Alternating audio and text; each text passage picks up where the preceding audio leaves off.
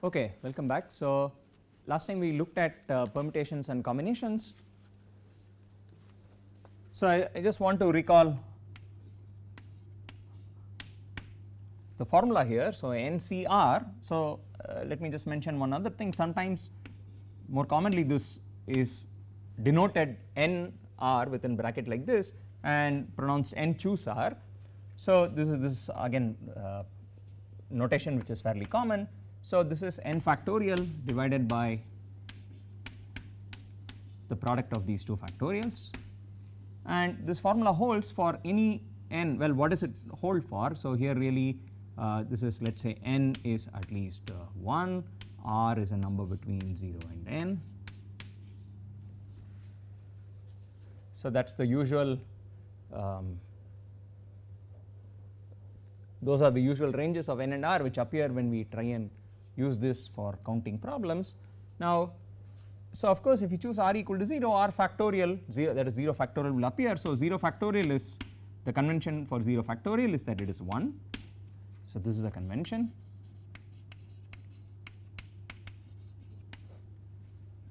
So observe this had in fact occurred earlier when we talked about Taylor polynomials and so on.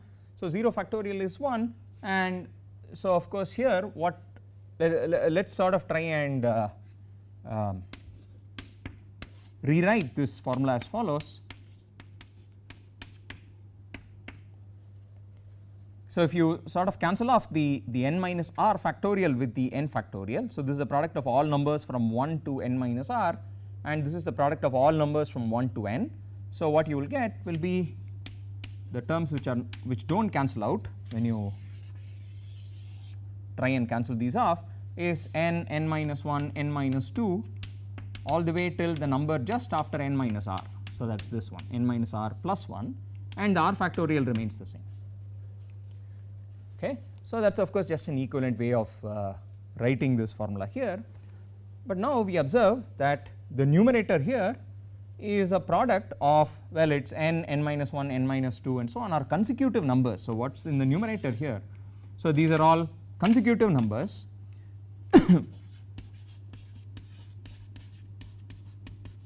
They are all consecutive integers starting with n, right, and going downwards. Now, and how many of them are there? Well, there are r consecutive integers. So this is a list of r consecutive integers in the numerator, and what's on the bottom is r factorial. So since n choose r, so here's sort of a nice corollary to this fact here. So recall n choose r is of course the number of ways of picking r numbers out of n numbers. So since this is the number of ways of something or the other, number of ways of picking r numbers out of n numbers, so it doesn't really matter what it is, whatever this is surely an integer. In fact, it's a positive integer, right, or a non-negative integer at least. So n choose r is certainly an integer, that much is clear because of the interpretation that it's the number of ways of doing something, whereas on the other side what you have is a product of r consecutive integers. So observe that a product of r consecutive integers starting with any number n can always be thought of as really being n choose r. Okay. So here's sort of a corollary to this fact. Since n choose r is an integer, we conclude that the product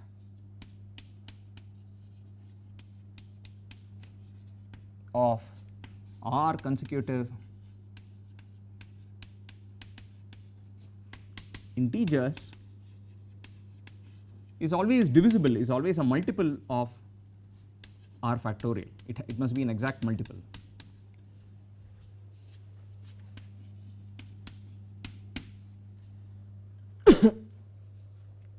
Okay, you take any r integers, the product is always going to be, the r consecutive integers, their product will always be divisible by r factorial.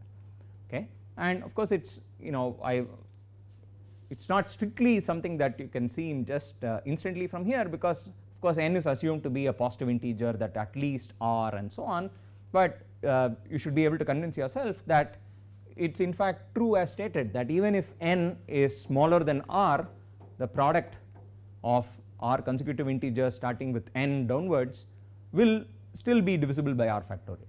In that case it will actually be, the product will be a 0. Similarly, if n is a negative number, it's still true that the product of r consecutive numbers starting from n downwards will still be divisible by r factorial. Okay. So this is sort of the nice fact. It's somewhat surprising that something like this is true, if unless one is sort of looking at this context, it's somewhat surprising, I would say. So for example, 47 choose 5 is the product of 5 numbers 47, 46, 45, 44, 43, and the claim is that this product is always divisible by 1, 2, 3, 4, 5, the product of 5 factorial, I mean the number 5 factorial. And to see why it's divisible, so let's see where the cancellations will occur. For instance, the 5 cancels the 45, leaving us with a 9. Let's see what else will go. The 4 cancels 44, giving you 11. There is a 3 which will cancel off the 9, gives a 3. And I guess the 2 can cancel off, well, the 46, give you a 23. So observe the final answer after all these cancellations is 47 into 23 into 3 into 11 into 43. So this is 3, 11 into 23 into 43 into 47, okay, which is certainly an integer. But it's kind of a priori a little surprising that there will always be such exact cancellation. Okay, so now let's do the following, since we sort of talked about polynomials just before this. So here's a polynomial version of the number of combinations. So what do I mean by that? Let's do the following. Let's replace the integer n by the variable x in the formula for n choose r. So what do I mean by that? Let's give this a name. Let's define the quantity. So I want to start from this definition of n choose r, and what I want to do is sort of something like define x choose r, where x is playing the role of n. So I am going to define a quantity x into x minus 1 into x minus 2 till x minus r plus 1. So let's define x times x minus 1, x minus 2, x minus r plus 1 divided by r factorial. So what is this? Well, it is a polynomial in x. So let me call it p of x, and it's a polynomial of what degree? Well, there are exactly r terms in the numerator, right? Recall there were in fact r consecutive integers, if you wish. So this is actually a polynomial of degree r. And what are the choices of r? Let's define for r greater than equal to 0. So you take any r greater than equal to 0 and define the following polynomial p r of x to be just x into x minus 1, x minus 2 till x minus r plus 1 divided by r factorial. So what are the various properties? So let's just see what good this is. So the first property, of course, which I already said, is that the degree of p r of x is exactly r. So that's more or less clear. Further, so what's p0 of x, for instance? So just the border case, if you put r equal to 0, then you want to think of this as really being 1. So there are sort of, it's an empty product on the numerator, there aren't any terms, and the denominator is of course 0 factorial. So this is sort of like n choose 0, if you wish. So p0 of x is just the constant polynomial 1, which of course has degree 0, that's as we want it to be. Now of course, what's the whole point of defining this new polynomial here? If you substitute an integer or a natural number for x, what this gives you is exactly n choose r, okay, for n a natural number, let's say n greater than equal to 1. Okay, so it is just a polynomial which, when you plug in x to be an integer, it gives you back the usual function n choose r. Well, so in particular, what does it mean? It says that this polynomial has the very nice property that when you plug in, so here's the fourth property, if if you take the polynomial PR and you plug in an integer, the answer is an integer.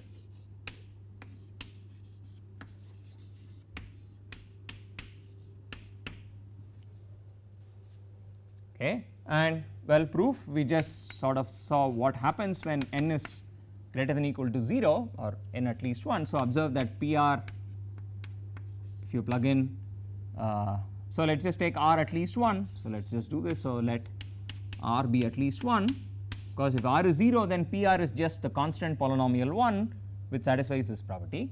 So if r is at least 1, then let's look at, so PR of n is the following.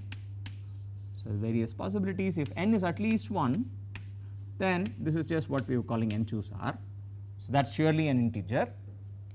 If n is 0, then by definition, if you plug in 0 into this polynomial, so observe PR of x is just x into x minus 1 into dot dot dot. So there is an x in front.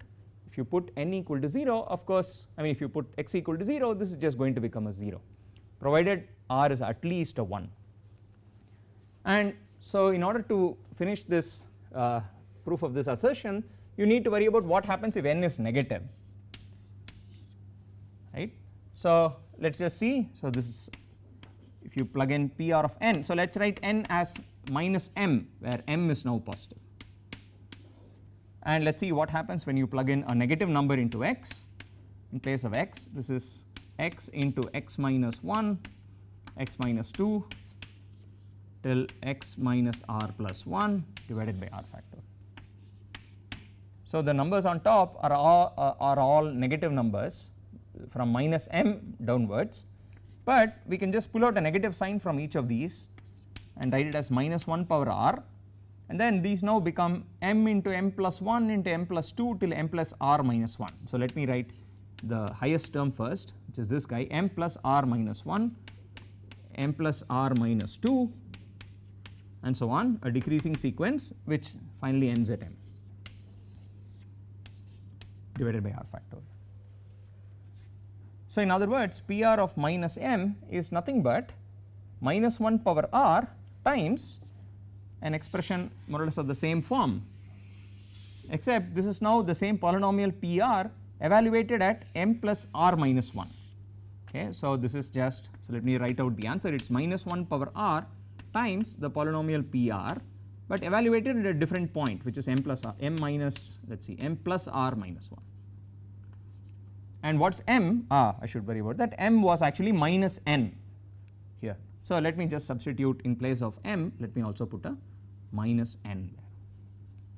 So this is minus n plus r minus 1. Okay, but of course the precise form doesn't matter. All we are worried about right now is in proving that PR of n is an integer, provided n is an integer. Okay, and that is now true, because PR of a negative number is just some plus or minus times, well again this is now a positive number, times PR of a positive number, which we know already to be an integer. Okay, so we are done with the proof of this, that PR has this property. So observe, this is exactly the question we posed earlier when we talked about polynomials. So recall, we talked about real valued and integer valued polynomials, and for real valued polynomials we obtained a criterion which said that a polynomial which takes real values when you plug in real numbers for x, such a polynomial must have real coefficients, there is no other way out. Whereas if you had a polynomial which takes integer values when you put x an integer, need not have that property. It could happen that it does not have integer coefficients, and we looked at one example back there, which was x into x minus 1 by 2, right. But so observe the example we had back when we were talking about integer valued polynomials.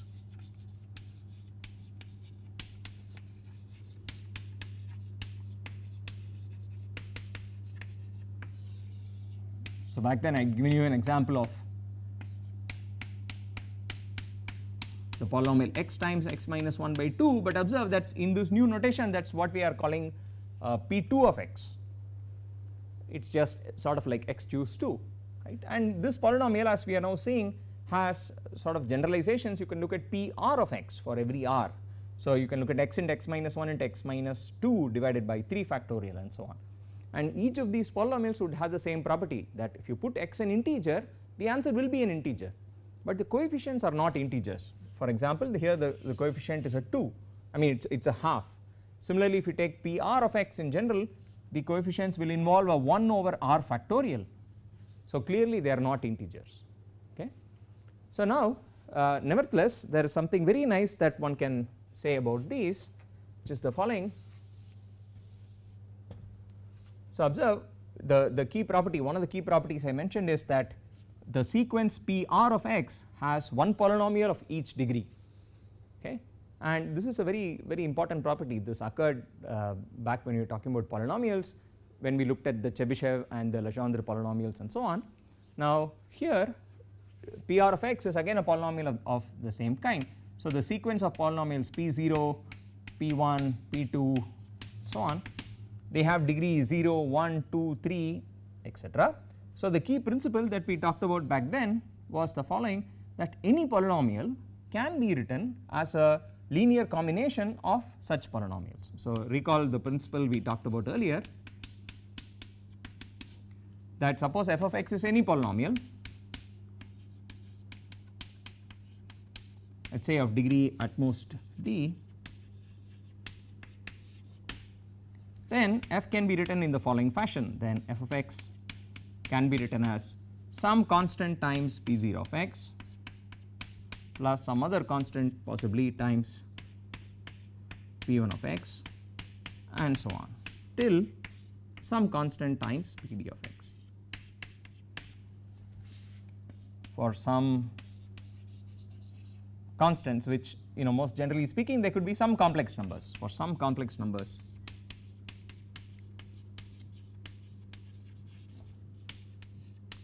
C0, C1, C2 and so on. Okay. Because this follows from the fact that the PI's are 1 in each degree. Okay. Now comes the key point. Suppose we want to look back on our earlier problem in polynomials, which is suppose f is a polynomial which takes integer values for integer choices of x. So suppose we knew further the following, that if f of x, or let us call it if f of n, okay, I will just use this, if f of x is an integer whenever x is an integer,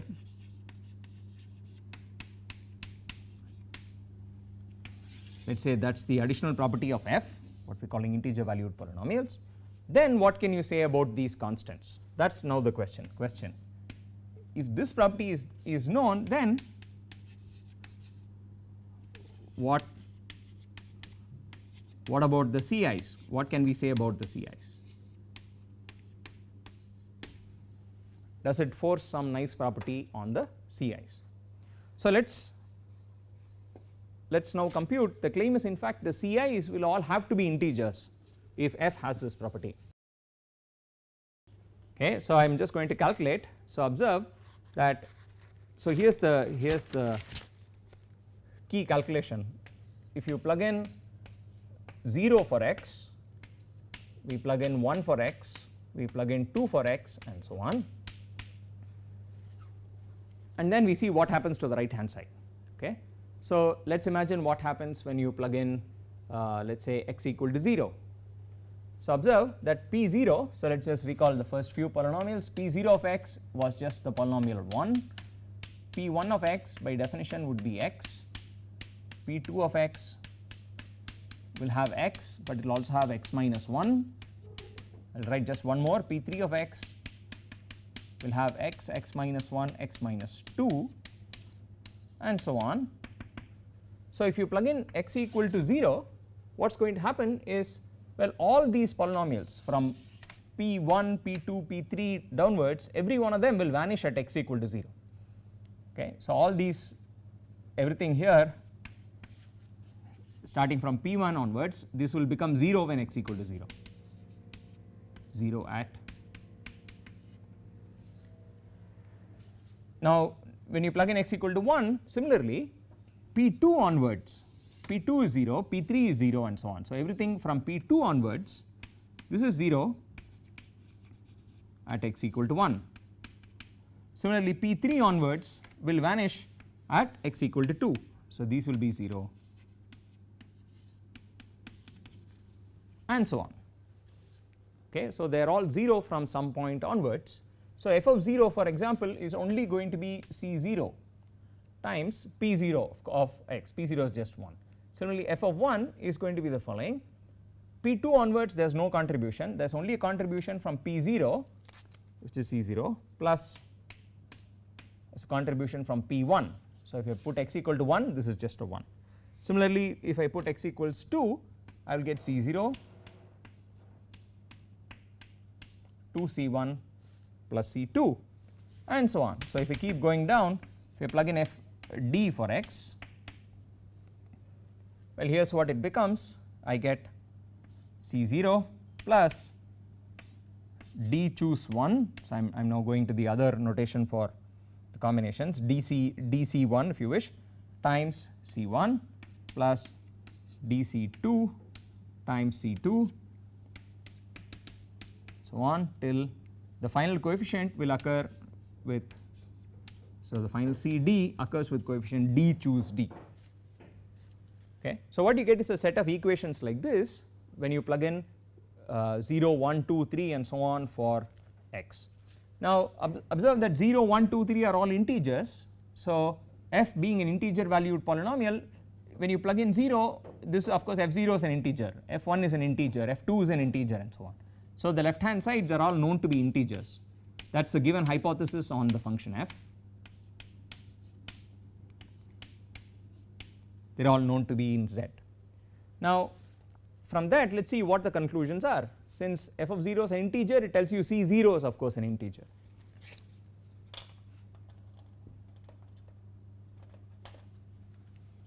So, let us see. So, C0 is known to be now an integer. So, C0 is okay. F of 1 is an integer. So, C0 plus C1 is an integer, but let us see, C0 is already an integer. So, I will just box all occurrences of C0, it is already known to be an integer. Now, C0 plus C1 is an integer, that tells me that C1 is also an integer. So, that is known now in the second step that C1 is an integer. So, C1 is an integer of course means 2 times C1 is an integer. So, all of these occurrences of C1 they are all integers. Now, in the next step this and this are integers, I mean the sum of these 3 terms is an integer, the first 2 terms are integers. So, of course the third term is also an integer. So, C2 is also an integer for the same reason, okay, and so on. So, all occurrences of C2 are integers and you keep going. In the next step you can conclude that C3 is an integer, C4 is an integer and so on. In the very last step d choose d is just a 1. So, this is just a 1 here. So, in this sum all terms except the very last term, all of them would have been proved to be integers until this step, and the full sum is known to be an integer. So, you will therefore conclude that CD is also an integer. Okay, so, this is sort of an inductive argument. You proceed one step at a time and conclude that all these constants are in fact integers. So, here is the conclusion finally. So, what can we say about the CI? So, let us come back and answer this question. If f is known to be an integer valued polynomial, then what do we know about these constant CIs? The conclusion is that the CIs are themselves integers.